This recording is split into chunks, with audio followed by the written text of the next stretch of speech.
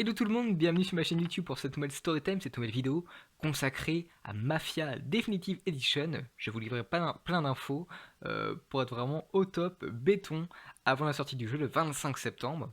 Donc il est attendu sur PC, Xbox One et PS4 et plus tard sur Next Gen, puisque je vous rappelle que tous les jeux sortis après le 13 juillet seront automatiquement compatibles avec la Next Gen. Il va falloir juste attendre quelques semaines. Déjà avant que, avant que la console sorte, pour faire un petit remaster et que ça soit compatible sur les consoles prochaine génération. Bon, alors aujourd'hui j'ai plein d'infos, voilà, du côté du scénario, du côté du gameplay, pour que vous soyez vraiment béton, qu'il n'y ait pas, qu'il y ait pas de tromperie après. Donc c'est parti, côté scénario. Alors de ce point de vue-là, pas de grand changement, les équipes de Hangar 13 ne modifieront pas la trame principale. Nous retrouvons donc Tommy Angelo, un chauffeur de taxi qui devra prouver sa valeur à la mafia de la ville de Lost Haven, une ville fictive largement inspirée de Chicago. Alors suite à un règlement de compte qui a mal tourné, Tommy Angelo se retrouve contre son gré de rejoindre la famille Salieri après avoir échappé à ses agresseurs qui l'ont poursuivi en représailles pour avoir aidé deux clients. Alors des clients qui se révèlent être malheureusement des mafieux. Dommage. L'arc narratif principal ne changera pas. Cependant, l'histoire du jeu sera étendue avec de nouveaux ajouts.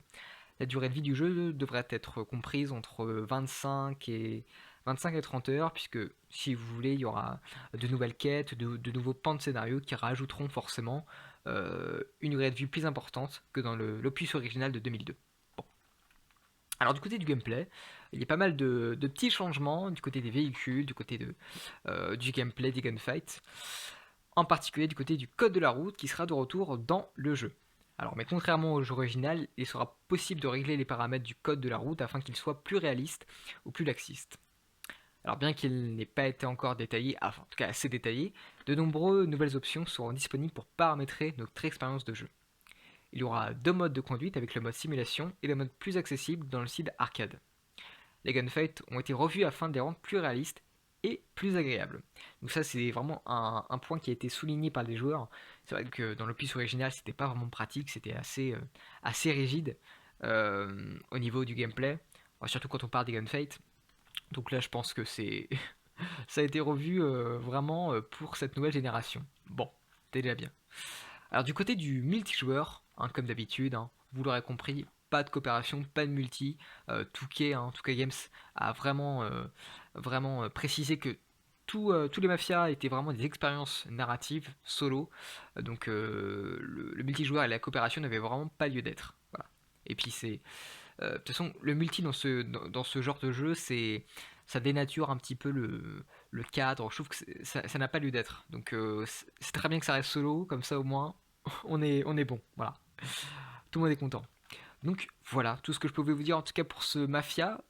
Alors c'est quelques infos, peut-être que c'est pas grand chose pour vous, mais néanmoins il y en a quand même pas mal pour faire un petit peu office d'attente. Voilà, pour que vous puissiez un petit peu patienter. Parce que néanmoins, ça arrive dans pas si longtemps, mais il va falloir patienter quand même. Hein. 25 septembre, c'est pas encore. Voilà.